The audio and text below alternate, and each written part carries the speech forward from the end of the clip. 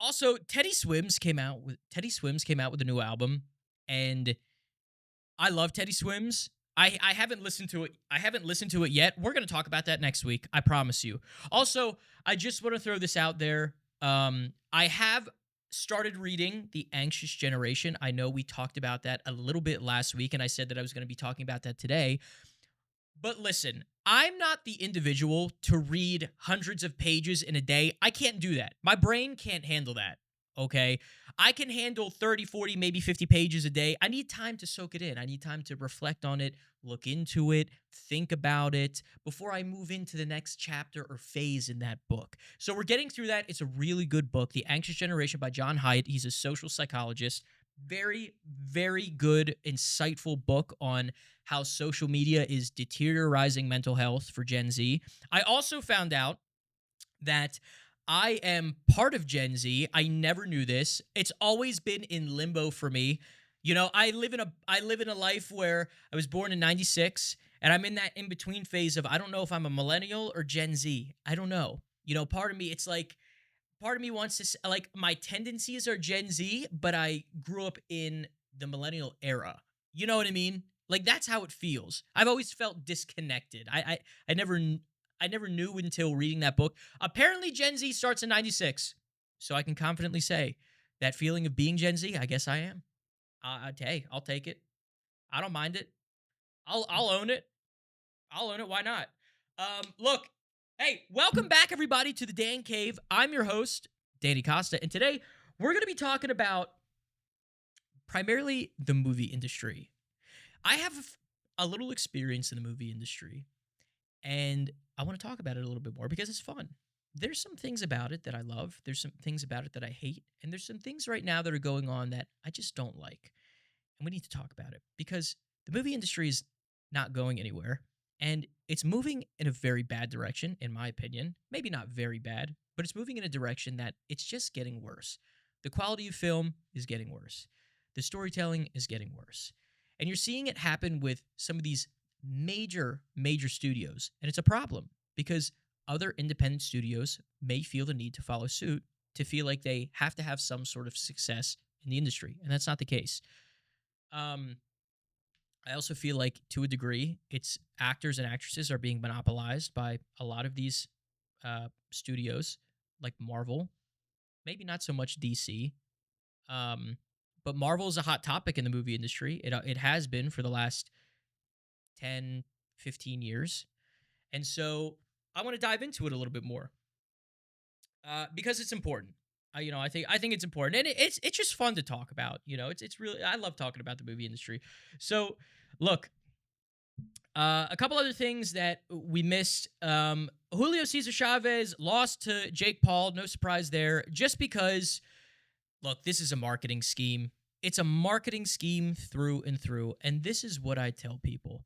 Okay, these aren't boxing fights anymore. They're theatrics. That's all they are. Boxing is equivalent to the WWE now. All these fighters are gonna come in, and Jake Paul, he's really good at this. He's really good at rage baiting. Like you see it in his interviews all the time, and I just have to sit back and laugh when I hear him speak and in some of the things that he says. He's been in this industry so long, being a YouTuber, and like that's what he's gonna die being known for. He's gonna die a YouTuber, right? And there's nothing wrong with that. He's broken into an industry, and I'm not downplaying his training or anything, but we need to be fighting relevant fighters. You're gonna ask me who relevant fighters are now? I have no clue. I have no clue because I'm not a boxing expert, but I can tell you from marketing experience, everything that he's doing right now, everything that he is achieving, I put that in quotes, in boxing, is very largely attested to the fact that fighters know that he brings in money. All of these arenas and things know that he brings in money, which great for him. Props to him. But that's all it is. It's theatrics, and so people need to understand that and just know that there are some deals that go on behind these closed doors, right? There always are going to be whenever you're in entertainment. Because at the end, sports and entertainment, that's what it is. It's a lot of backdoor deals. It's a lot of people making money in places that you don't know whether it's true or not. Yeah, like all this stuff is happening. It 100% is, and people are waking up to that, which is good. So Yeah, he lost. He lost. No surprise. And so the next thing is kind of getting into movies. Hey, I don't know if anybody's seen Jurassic World Rebirth. I haven't yet. It looks like total garbage. It looks so bad. And they introduced this thing called the D-Rex. What does that stand for? The D-Rex looks lost. He looks like the a very very lost dinosaur. I don't know. It's an experiment gone wrong, and absolutely, this thing looks fucked up. Absolutely fucked up. Jurassic World Rebirth hit global box office records of 318 million, which is pretty crazy. I mean, that's some pretty solid numbers. Also making Scarlett Johansson. Is it Johansson or Johansson? Scarlett Johansson. Let's go with Johansson. People say Johansson. Scarlett Johansson, the highest grossing actress of all time, higher than Robert Downey Jr., which is pretty big because given Robert Downey Jr.'s history with Marvel, which is what we're going to kind of segue into, that's pretty nuts to me. He has made a lot of money off these Marvel films and has built a pretty incredible legacy, which is continuing with Marvel's Doomsday. It's no surprise now that it's been announced many times he is playing as Doctor Strange, or I'm sorry, Doctor Doom. A pivotal role. You're going from one of Earth's most craziest heroes to now one of Marvel's deepest, darkest, most OP villains. I think that's wild. And hey, good for him. Good for him. I thought it was kind of weird bringing him back. You know, like part of me is you want to let him go gracefully. Just let that character die. Let the actor let him go on his way. You know, if he wanted to come back in genuinely, he would have. I don't think it was that though. I think it was the money. I think it was. And I think after Doomsday, which releases next year, I believe, towards the end of the year, he's going to be the highest paid actor again. Because as we all know, Scarlett Johansson, unless she comes back some way through the multiverse, which I'm sure they're probably going to reintroduce.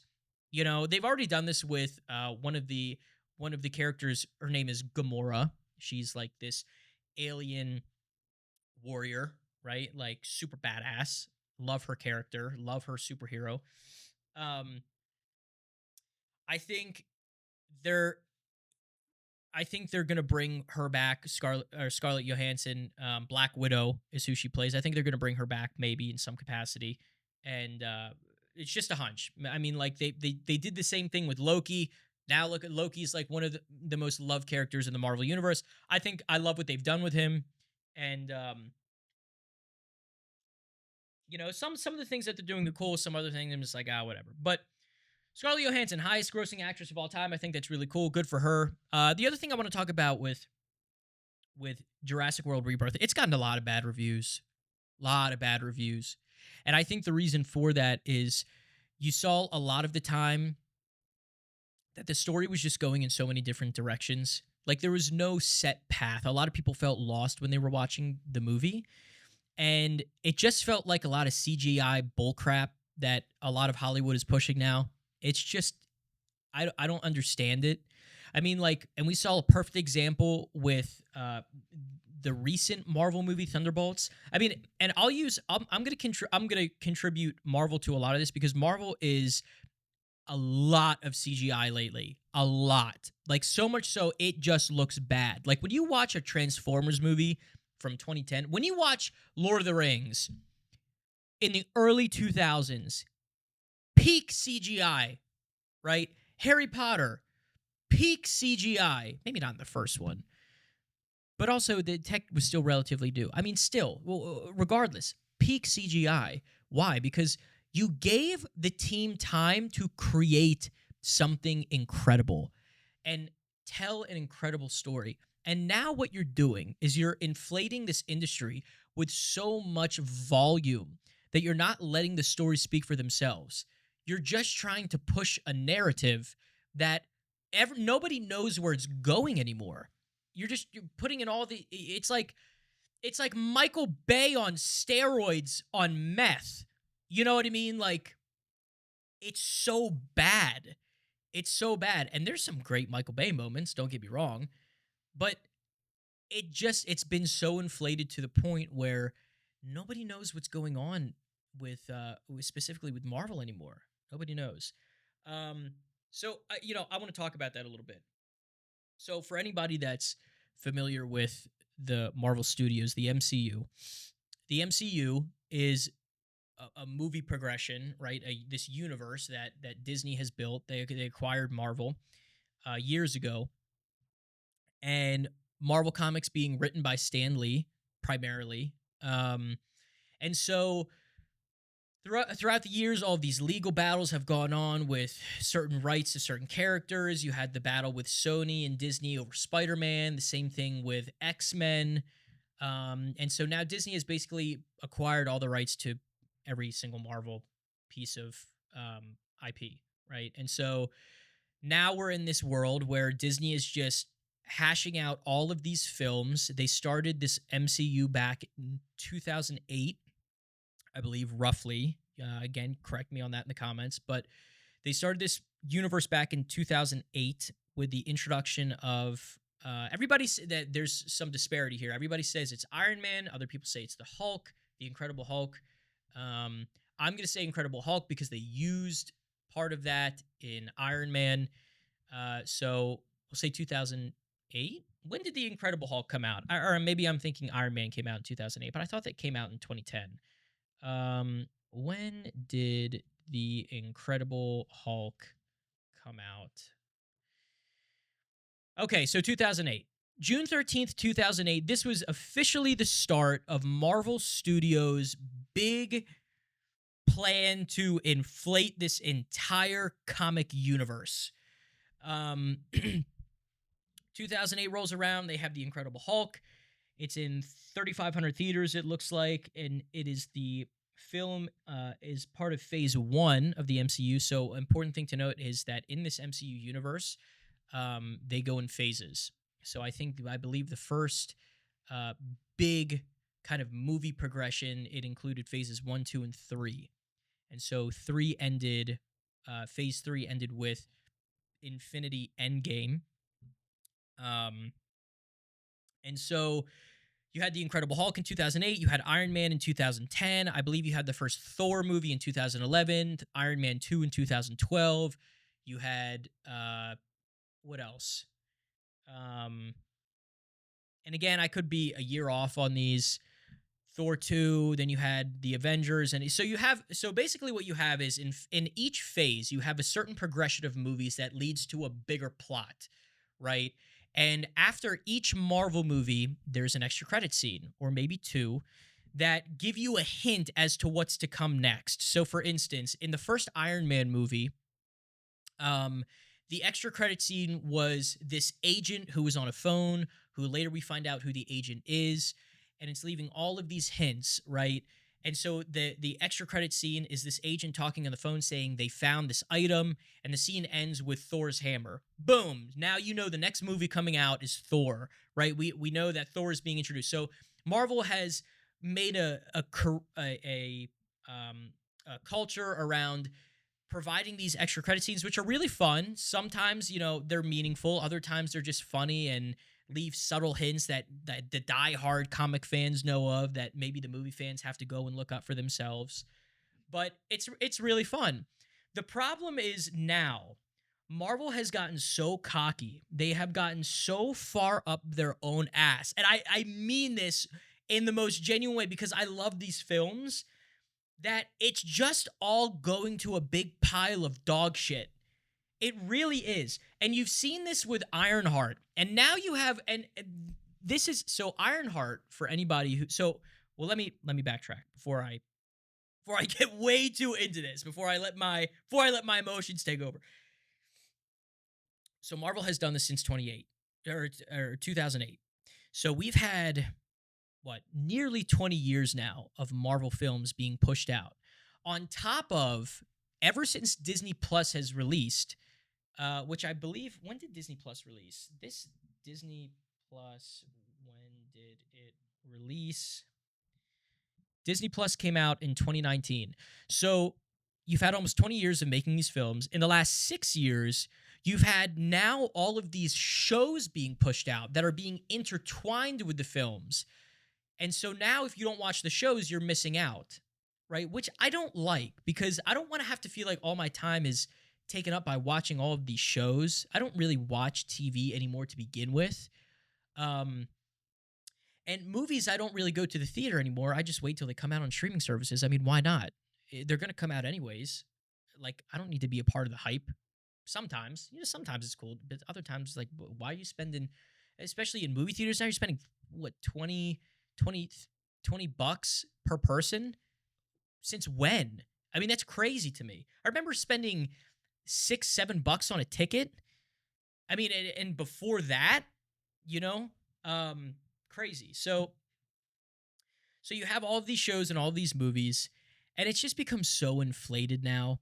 And I feel like what a lot of the industry is doing as a whole, not just for Marvel, but as a whole, is they're taking stock on names and not actors and actresses, right? Like, you see the introduction of some new faces in some of the shows, but they're B-list actors and actresses. I don't think they have, because when you see them in the movies, it doesn't look like they should be there.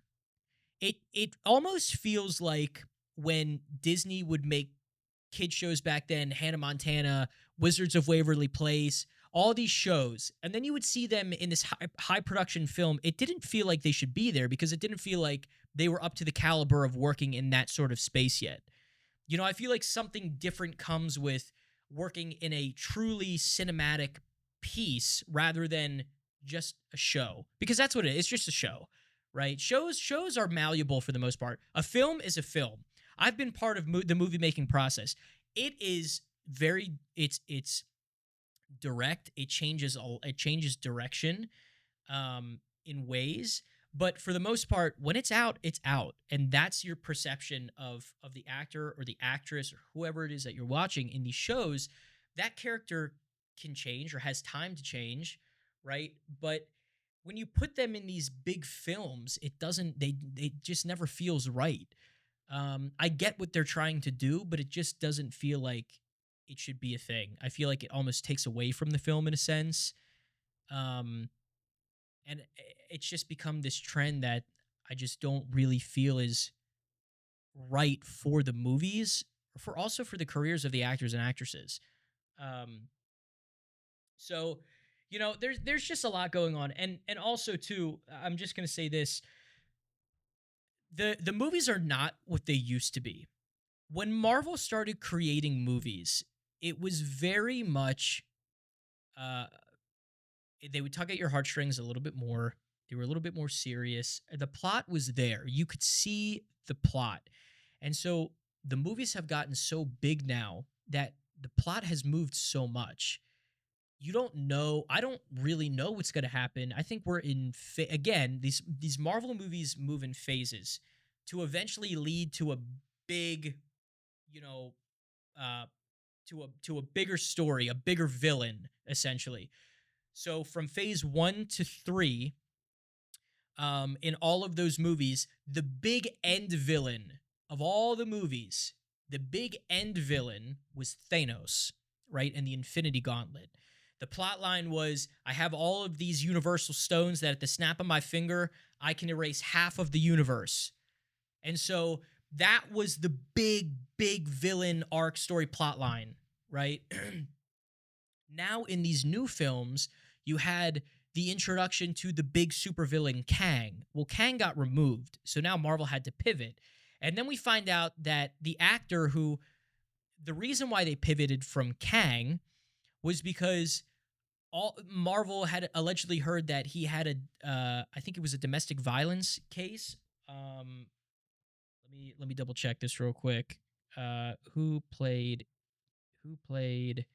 Kang, and why did he get removed from MCU?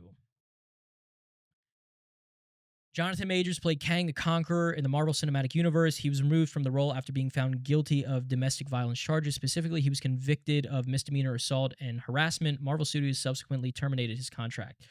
Following the conviction, Marvel Studios decided to distance themselves from the actor and his character. Majors has been a central figure in the MCU's multiverse saga. So again, the multiverse saga being phases 3 through 6, and again, we're in phase 5 right now.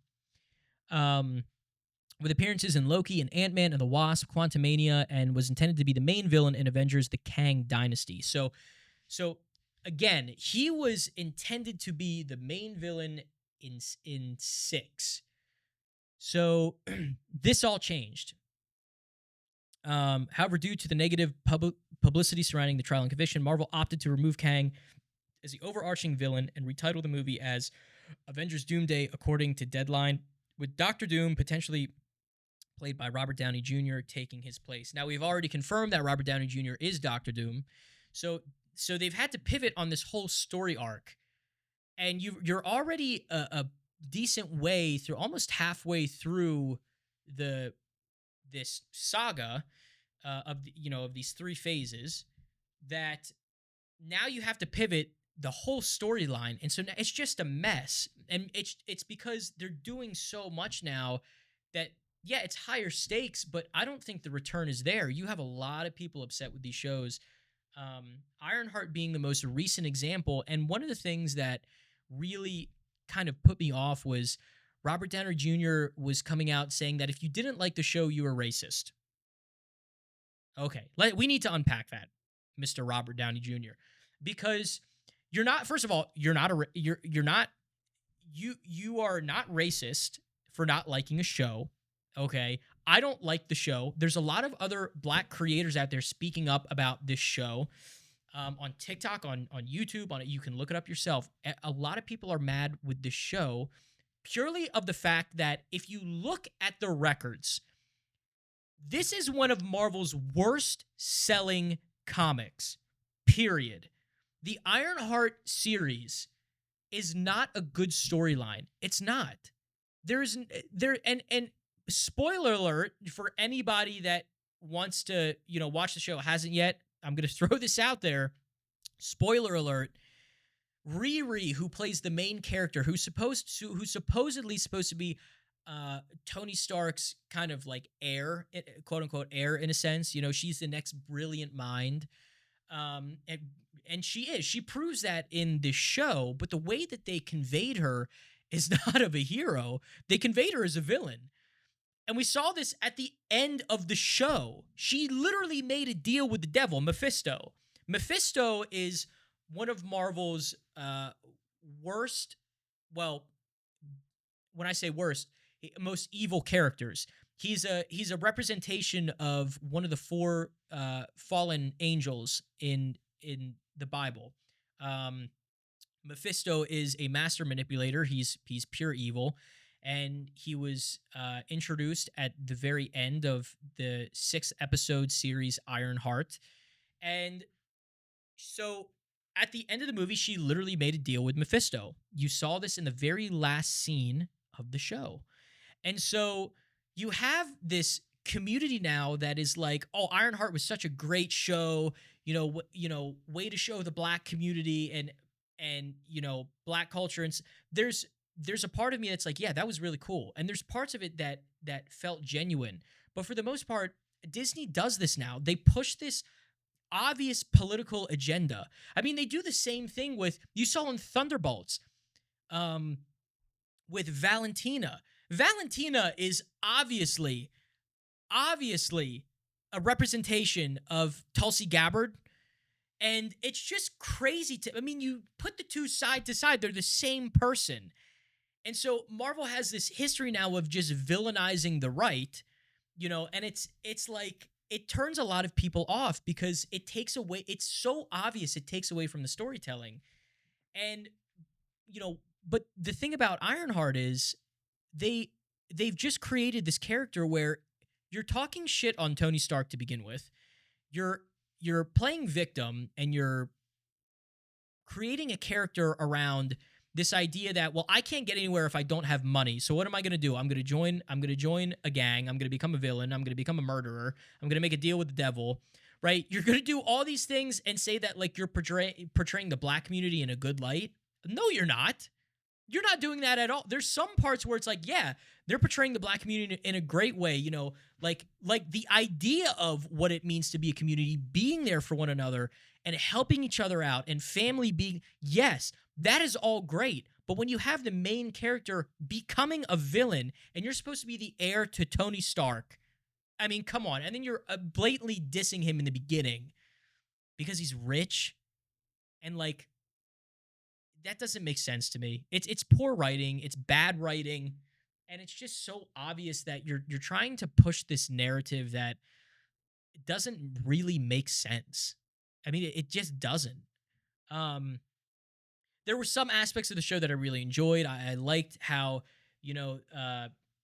Riri's, who again is the main character who plays Ironheart, girl genius, is her mother has a few friends, and one of the friends is an outcast of Carte Mertage. Now, Carte Mertage is a magical school for the mystic arts. This is where you see superheroes like Doctor Strange. And so she was an outcast of that school to raise a family. And her daughter possesses amazing mystical magic of the arts, and she's like creates her own dimensions basically, which is really cool. I thought that was a really cool character introduction. There are things about the show that I genuinely like. I think overall the show just tanked because it was just a bad story to begin with. There are elements that are good, but overall the story just wasn't there. It just felt barren, it felt hollow, and I really hope they just listen to the backlash and stop trying to force all of these stories that just they're doing it for the sake of DEI. There's some aspect of me that there's nothing, some parts of DEI I get. For the most part, you're pushing narratives and people for the sake of pushing it. Go back to creating great stories. I think that's what Disney's missing now, and they're just completely missing the ball every single time. They're not listening to the audience.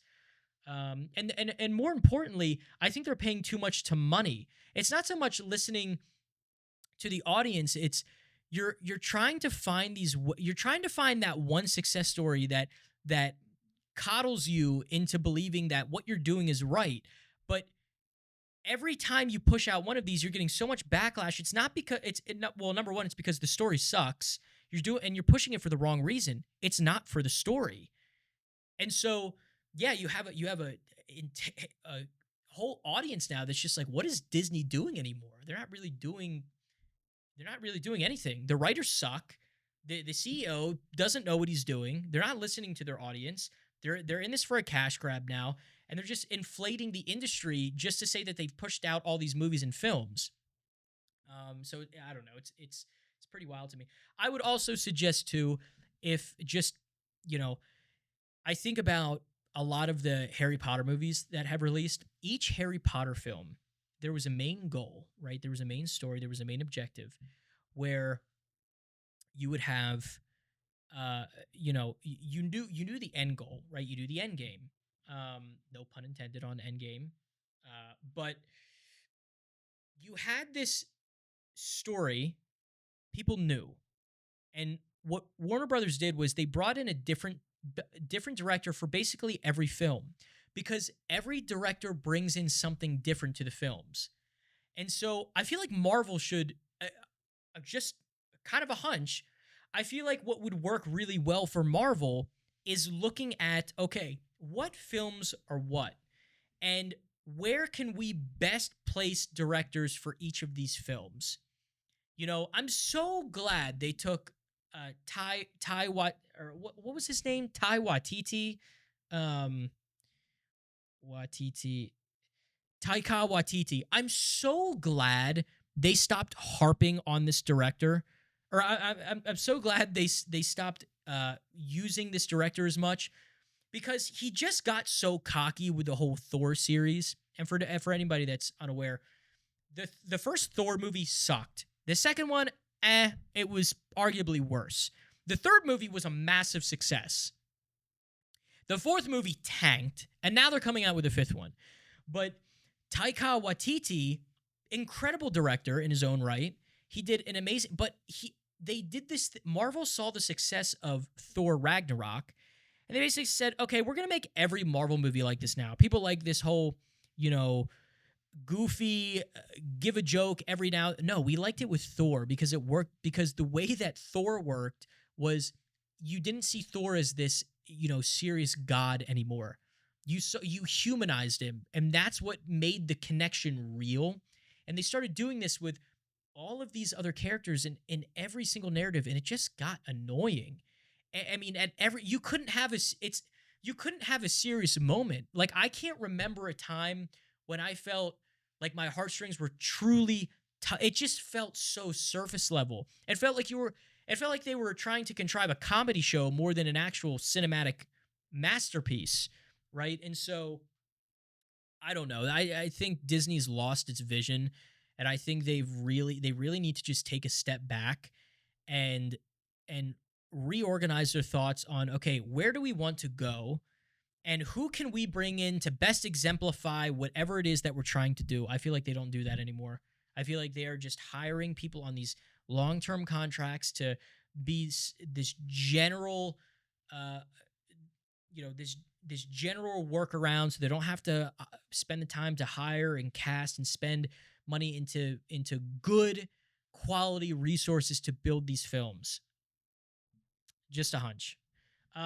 With all of that being said, hey, look, I still believe in. I'm a glass half full kind of person. I believe in Disney. I feel like they can make a turnaround, and we saw this with Thunderbolts. We saw this with this movie. And I want people to understand what I mean by saying this. Thunderbolts was a great movie for so many reasons. And let's forget about everything I said about having the B-list actors in A-list movies, because you saw that this is a perfect example of taking those actors and giving them the right lines, the right story, the right initiative, the right themes, everything to best exemplify them and bring them into this new universe, right? Into this new realm of filmmaking, because you got one film to make an impression. And if you would have told me that I haven't seen these guys in any other films or any other shows or whatever, if I saw them for the first time, they were pretty believable. Like the story was good. It felt like watching a movie that Marvel had made from the beginning. There were moments where I was tearing up. They actually, like, holy shit, they actually added depth for once. And people are craving that. I feel like people always want that in some capacity. At some point in the movie, you're waiting for that moment to feel truly connected to the characters. And it's not broken by some bullshit comedy. You're in a strong moment, and you feel that connection with the character, and it pulls you in. And we saw that with some of the characters. The main character in this movie, well, one of the main characters, mainly the main character, Yelena. Yelena is an assassin, and she is the sister of Scarlett Johansson's character Black Widow. And so we saw the introduction of Yelena in Black Widow's origin movie, and she's built her character into something pretty relatable, and it's nice. It's so refreshing to have that back. Watching that movie, I'd watch it again. In fact, I'll probably watch it later tonight when I'm editing the podcast and things like that. Look, I think they did really well in the movie because they're finally starting to listen to people. Um, they're finally getting the idea that we need to get away from this comical era of Marvel. Yes, there are times when to do that. Spider-Man is a perfect example. It's built into his character. It's built into his comic DNA. But for some of these other movies, for the most part, have a good story. a good story where there are moments that you sit there and you're like your throat's getting choked up a little bit, you know. So I think they did that really well in the Thunderbolts. Um, and let me just for people's understanding of the cast, let me give some clarity here. So because there are a couple big names in here, Florence Pugh plays Yelena. Lewis Pullman plays Sentry, who's uh, the main, almost kind of the villain in the story to a degree. Um, and I'll get into that in a little bit. Geraldine uh, Viswanathan as Mel, Olga as Taskmaster, Wyatt Russell as the U.S. agent. He's basically a play on of Captain America. David Harbour, super incredible. Love this actor. He played Alexel or Alexei Shostakov, who was the Red Guardian, Russia's version of Captain America. And then you have Sebastian Stain, Wendell Pierce. I mean, like it's a good cast. Hannah John Kamen. You have a pretty good cast. You have a pretty good lineup, and I think they all worked really well together in the film. And again, I think it was a movie where Marvel realized we need to go back to our roots. Stop making everything so funny. There's nothing wrong with introducing comical bits in a movie, but when you do it as much as Marvel's been doing, and people want that. They crave that genuine connection. That's what makes movies so special. It's you go there to connect. You go there to get yourself out of the everyday. And I'm not saying comedy can't do that, but there needs to be like a deeper level and a deeper understanding of why am I watching this? Other than just cracking jokes every 5 minutes. Especially like when you're in the middle of like all of these crazy wars and battles and stuff. Like I get a comical break, but like there needs to be some sort of tension between the character and the viewer, and I feel like they delivered that really well across the spectrum in the movie. So, I mean, Marvel, props to you. I hope you continue doing that. I really hope you continue to do that. So, it's got an 89% on Rotten Tomatoes, 88 on Rotten Tomatoes, which is great. And again, just an incredible movie. I want to talk about the almost the main villain, not so much the villain, like misunderstood almost. Sentry. Sentry is a very overpowered character in the Marvel comic universe. He's described as a character with the power of a million exploding suns, and like it's no exaggeration. This character is OP. The origin behind Sentry is loosely is he is a science experiment of I believe Ox, um which is an organization in Marvel.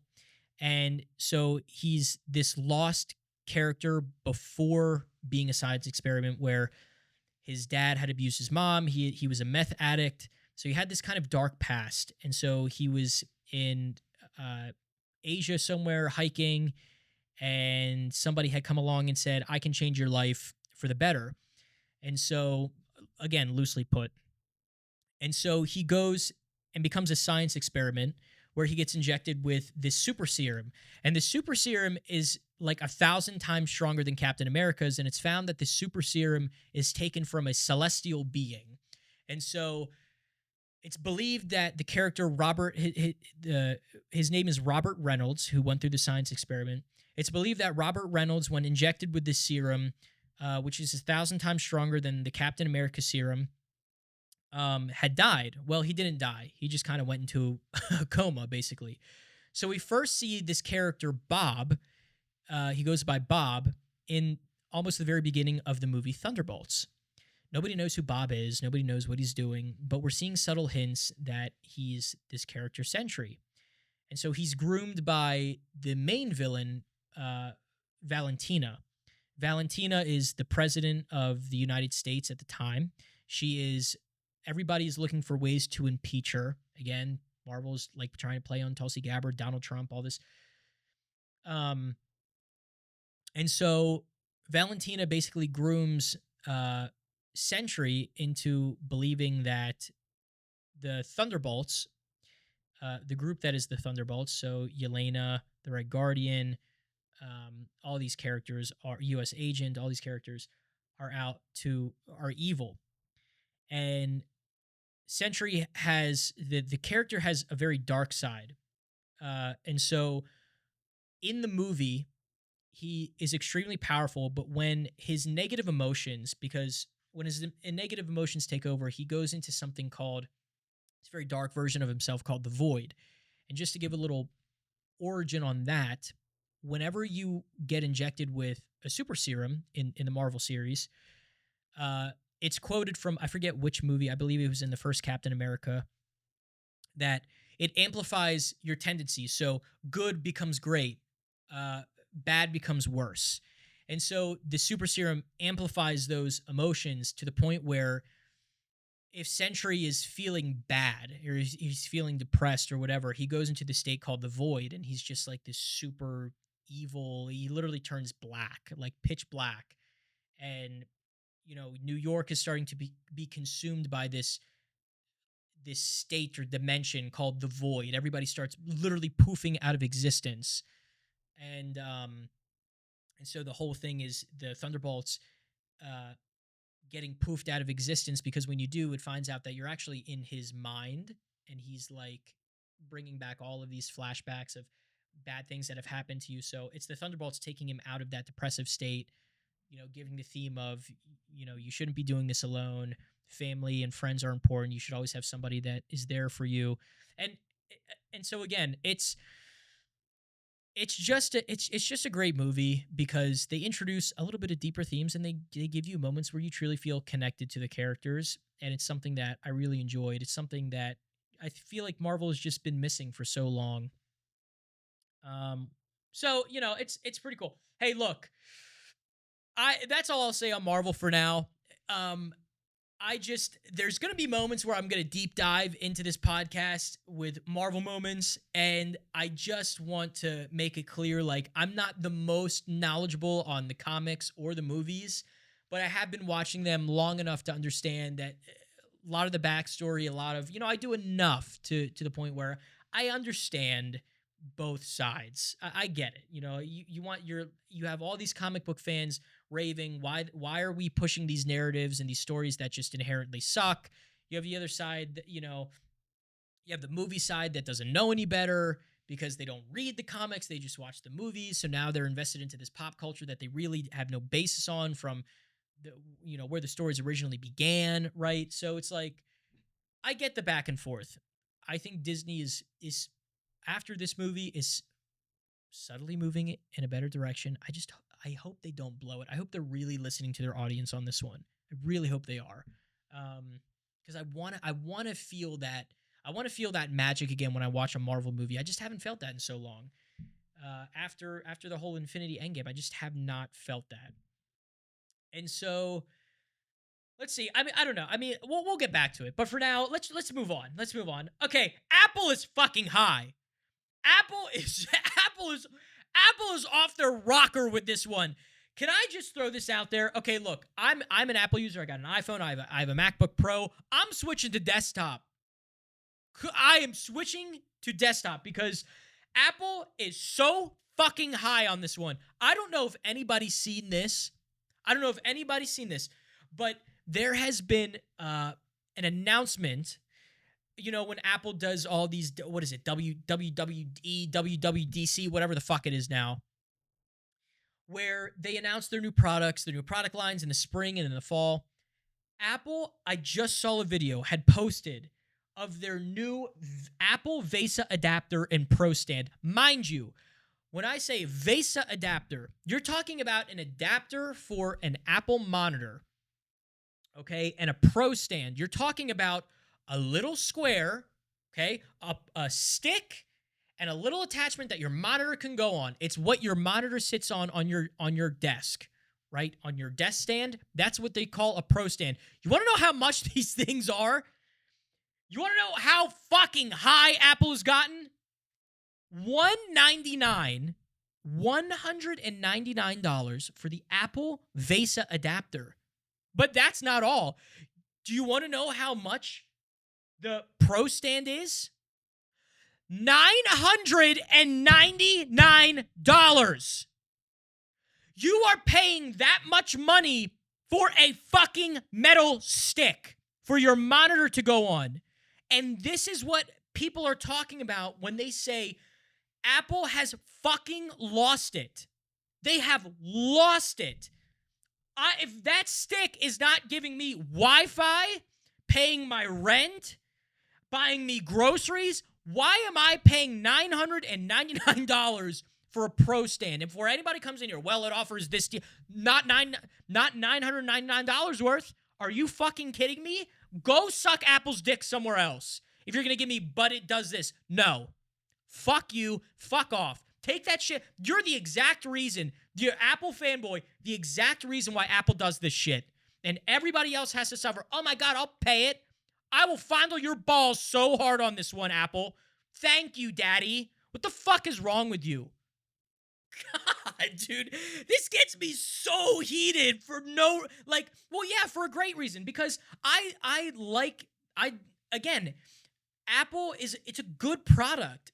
There are things that they do really well. Like, I say this all the time. Apple is a smartphone for dummies.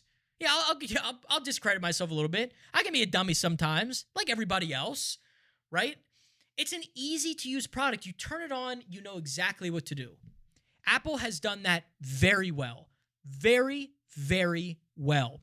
And so oh my God, they've just gotten so inflated with, like, everything that they do now, giving people products that they don't even want. Have we seen the iPhone 17? Can we just look at that real quick? We need to look at this. iPhone 17. And by the way, it's how much? iPhone 17 major design upgrade for what? What are we doing now? Apple, this was 3 days ago. Apple iPhone 17 discusses a new major design update. The 17 Pro Max will have a bigger capacity battery. Ooh, shock. Yeah, because we need more battery power. Well, you know what? We do need more battery power. But that's like their main sell now. Always. It's been their main sell. More battery power than the iPhone has ever seen. Shocker. They announce that every spring and fall. And a new post has appeared from a Weibo user called Instant Digital, whose track record isn't perfect, but has leaked some accurate information in the past, so it's worth listening. The iPhone 17 Pro will be thicker than ever before, and it's been hoped with some extra space will be used to increase the battery size, and this new post corroborates that. Okay, cool. We're gonna get a half a millimeter thicker. Half a millimeter thicker. And that warrants how much money? I'm pretty sure the iPhone 17 is it's 2,500. How much is the iPhone 17? Like, this thing better shit gold. Okay, all right, I'm way off. The iPhone 17 is not available yet. The price is not officially known, however, based on current rumors. The base model is $799 to $899, which are not bad, but Pro models are $1,100 to $1,300. Why? Why? I mean, like, even still, okay, $2,500. Okay, off base there. There's upwards of $1,300. By the way, it's not going to be $1,300. It's going to be more like $1,500 or $1,600, because all these phone companies are going to be peddling you bullshit. You're going to have the tax on top of it, the startup fee, all this stuff. It's like buying a fucking car. Like, why? Potential tariffs on imported goods could increase the price of the iPhone 17 series. That's not a surprise. Look, I think Apple is getting way too confident. And there are people out there that are just going to support them till the end of the days. Oh my God, this is a great phone. And I attest a lot of this to the influencer era. That's going to be a whole separate conversation. But it's just all these companies now are just peddling you bullshit and expecting to buy it. $999 for a Pro stand. That's wild to me. And I don't know if it's going to get any better. I mean, it's just going to keep getting worse, and people are going to keep buying it and telling Apple, oh, you're doing all the right things. No, you're not. There's always going to be somebody out there that's like, again, fanboying over Apple for the stupidest stuff. And this is going to be a perfect example. You're going to see videos of this, of YouTube creators creating videos on this, looking at this price saying, this is worth the money. This one feature is worth the money. Screw everything else. I'll pay $1,000 for a metal stick. Really? Really? Okay. All right, we gotta move on because I'm heated. Here's another thing. I don't know. Okay, if there's any Jonas Brothers fans out there, any Jonas Brothers fans, I'm quickly becoming a JB fan. Also, side note, I'm just throwing this out there. Joe Jonas liked one of my posts, and I have the picture to prove it. I saved the snapshot. I screenshotted that shit, and it is there forever. Somewhere in the universe, Joe Jonas knows that my face exists. I think that's pretty fucking cool. I think, like, and I don't get starstruck easily. You know, like, I've worked around some pretty cool actors and actresses and sports players and things. Like, it kind of wears on you a little bit, you know. But for some reason, having one of the Jonas Brothers, like that, because that shit is rooted so deep, you know, like into the year 3000. You know what I mean? Like, I was there. You know, do not recite the deep magic to me when I was there when it was written. You know what I mean? Like, there's something about that just, it hit home for me. I'm like, one of my childhood favorite, you know, in all the shows and Disney movies and stuff that I watched, like, they saw one of my videos. They liked it. I thought that was so cool. Also, if you just see Joe Jonas on social media, I'm pretty sure Joe Jonas is the middle child, right? It goes Kevin, Joe, Nick, and then Frankie is the youngest. Is Joe Jonas the middle child? Yeah, okay. And this makes perfect sense. Joe Jonas is the middle child among the three Jonas brothers. Kevin Jonas is the eldest, and Nick Jonas is the youngest. Joe Jonas being and seeing how he is on social media makes perfect sense. He gives such middle child syndrome. Like, that's coming from a place where my husband is the middle child. Y'all act a certain way. And I think it's so noticeable. Yeah, I mean, it's like, you're so unbothered by not getting attention. Like, you live in the space that you don't mind people not giving you attention. Like, you thrive in that space, and yet you're like so driven and determined. It's a middle child thing. That's why they call it middle child syndrome, you know? Like, and I love that. And you can just tell he's like that in his videos. He's so unbothered. And it's just so fun to watch. But I've been really, like, into I'm in my JB era, not Justin Bieber. I don't know what the fuck is going on with him lately. Him and Hailey Bieber. I have no clue what's going on with him, and I hope he figures it out. But Joe Jonas and the Jonas Brothers, I'm into that. You know, like, I would say top 3 eras of the Jonas Brothers. You have their Camp Rock 2 era. You have the album, which came out in 2023. And then whatever is going on right now, I think they're in their next peak era now. I think they're in it now. Because, and it's not so much having to do with music, it's just how they're presenting themselves on social media and what they're doing and how they're interacting with their audience. I just think, like, it's on such a right track for them. I know they had some sort of fallout with the eldest Kevin, because I think I know they were the Jonas Brothers for a little bit. Kevin wanted to go a separate way, right? I don't think it was anything crazy. They talk about it from time to time. You know, Nick had his hits. Joe has had his hits in another band and by himself. You know, Heart by Heart, by the way, one of the best bridges and choruses I think ever written, most catchy bridge and chorus ever written. I think it did, like, crazy. And now they're getting back together as the Jonas Brothers, and I think it's so cool. I think it's healing in a way. I really do. I'm excited for it. But the album, this album that they have, it's literally titled The Album. It came out in 2023. There's a song on there. I don't know when this popped up in my feed because I think I was listening to Heart by Heart. And so, I was going through and all of a sudden this song comes on and I'm like, what is this song? And so I looked into it more and it was like, oh, this is off of the Jonas Brothers album. The album. It was called Vacation Eyes. It's a really good song. I don't know how, or I'm sorry, yeah, Vacation Eyes. I don't know how this song didn't pop off more than Waffle House or whatever. And then this next song came on. It's called Little Bird. Little Bird, now, I don't know if this song is, they were doing a cover of this song or what. Little Bird brought literal tears to my eyes. Little Bird, I don't know how this song isn't bigger than it already is.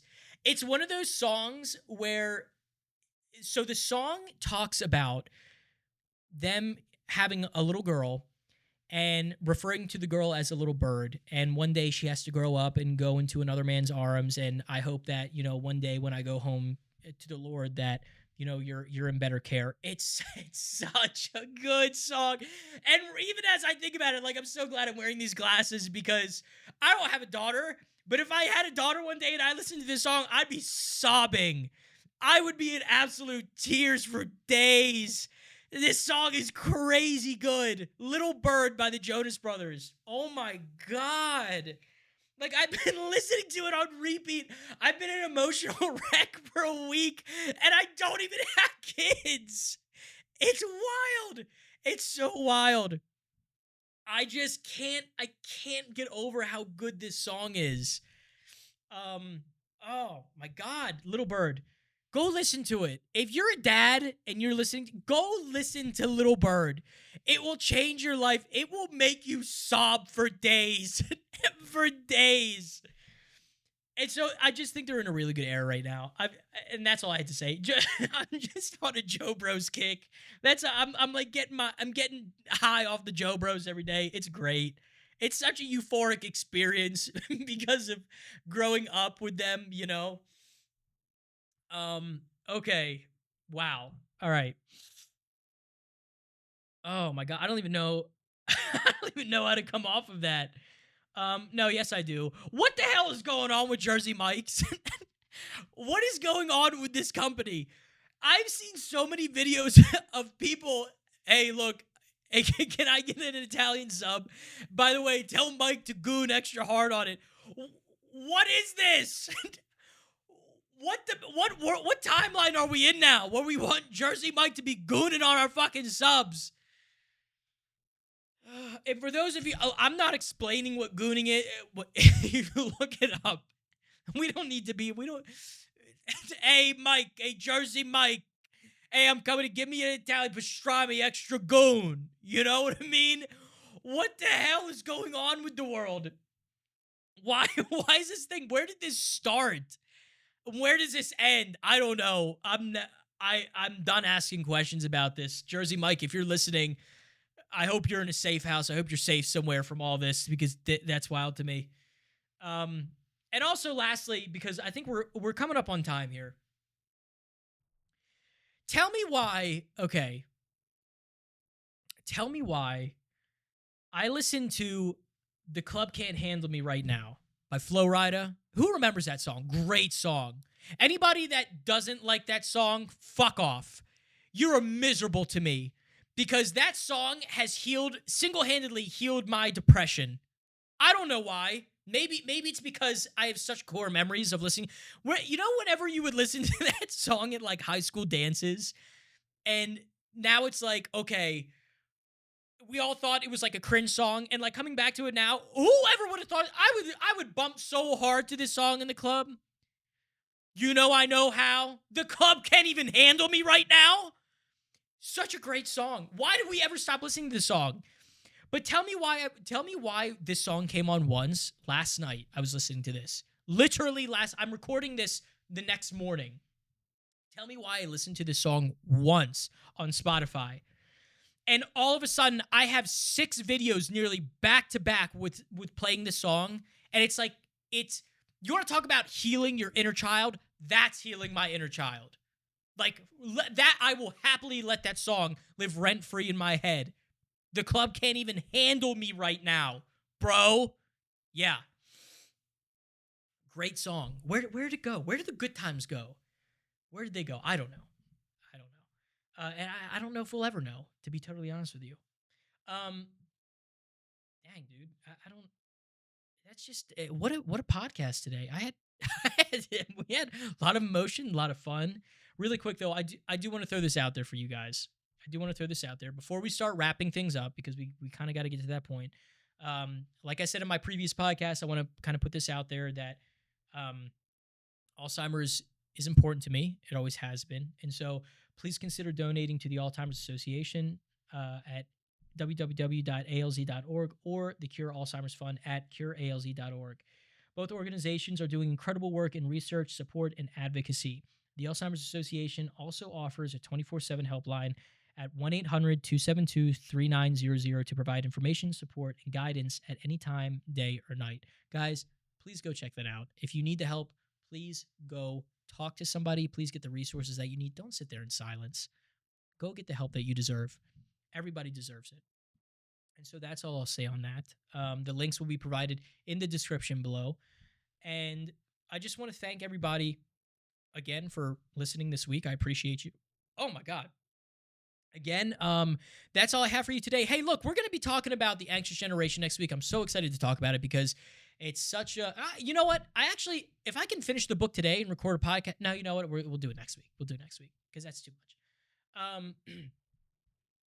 A little update. I am going to be starting to, at some point soon, I don't know when, I don't want to give a hard date because I don't want to disappoint, but at some point during this month, I'm going to start releasing 2 episodes a week and seeing how that feels. I feel like I'm more than capable of doing that at this point in the stages that I'm in right now with content creation, which is nice. So 2 episodes a week being Thursday and Friday. The goal being to maybe cap out at 3, maybe 4. Following the Joe Rogan method here. I think he uploaded like 4 a week. Yeah, that'd be cool. That'd be awesome if I could be doing that. But at some point this month, I am going to start uploading 2 times a week, so be prepared for that. But hey, look, guys, that's all I have for you today. Like I said, if you feel like it, share, subscribe, leave a comment. If you heard something you liked, if you disagree with, agree with, I don't know, leave a comment. Let me know. You can find us right here on Spotify, Apple Podcasts, YouTube, Instagram, and TikTok at The Dan Cave Podcast. And you can also find my everyday gaming socials at DKCOSTAA. Doing some fun shit over there. A lot of shorts right now, but I stream every day on Twitch, Danny__Costa. And so if you like what you see there, again, leave a comment, like, share, subscribe. It only helps this channel grow, me providing you more content and helping to kind of just steer this in the right direction that I want to go. But I'm so happy and appreciative of everybody that listens again. I'll say it every episode if I have to. Thank you so much for listening and watching. And I will catch you guys every Thursday like we do at 6 a.m. MDT. Yeah. Toodles. Take care of yourselves.